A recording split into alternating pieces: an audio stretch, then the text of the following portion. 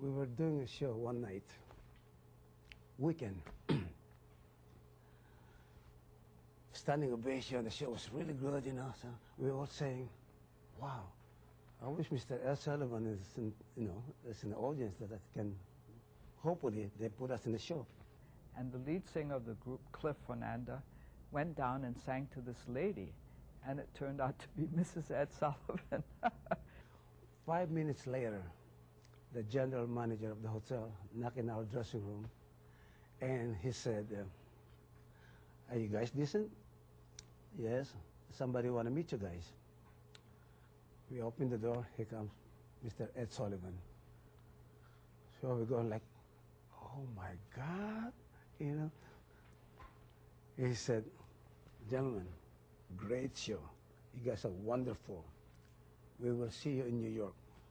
And the wife said, sign him up for 2 shows, because he really liked us that much, you know. So we did 2 shows.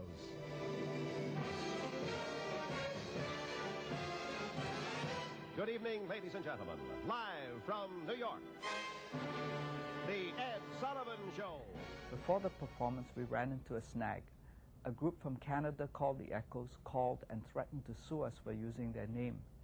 But they offered to drop the suit if Mr. Sullivan would put them on the show. Mr. Sullivan didn't like the threat, and so unfortunately on the tape we are identified as the Fabulous Boys from Hong Kong. Now from the other side of the world, here are the Fabulous Kids from Hong Kong. 1, 2, 3, 4.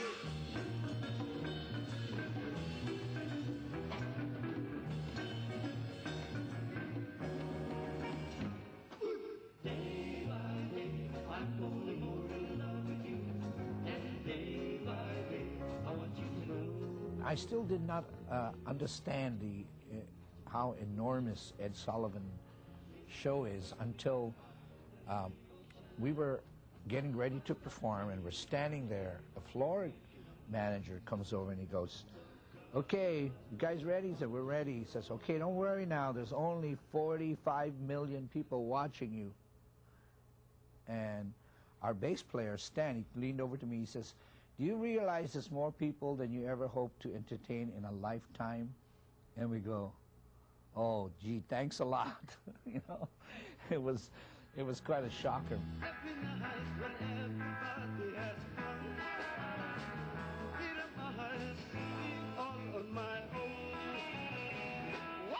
It won't be long, yeah, yeah, yeah, yeah. It won't be long, yeah, yeah, yeah, yeah, yeah. It won't be long, yeah, yeah.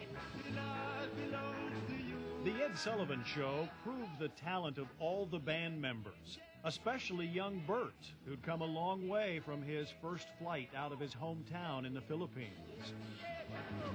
Yeah, yeah, yeah.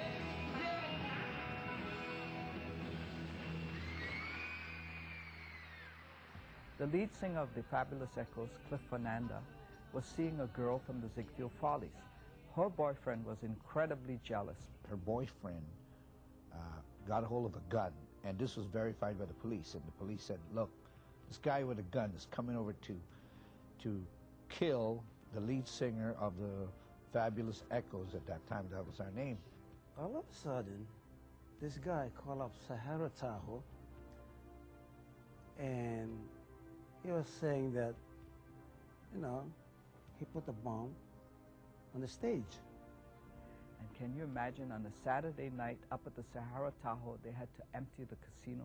The poor showgirls were out there in the snow with sheets around them, shivering, and I thought for sure we were going to get fired. And the manager said, you know, this is really a big, big deal that, you know, we lost a lot of money here. But I cannot blame everybody for the fault of one. Literally said, if you got rid of your lead singer, who's causing all the trouble, we will hire you guys back, you know. And so that's what happened. Now, this became really a character-defining moment. Suddenly, the band has no lead singer. And suddenly, guys were cast in different roles. People who didn't sing lead had to step up to the plate. And that was the beginning of the challenges that lay ahead for the band, finding a new lead singer and making its way to Waikiki.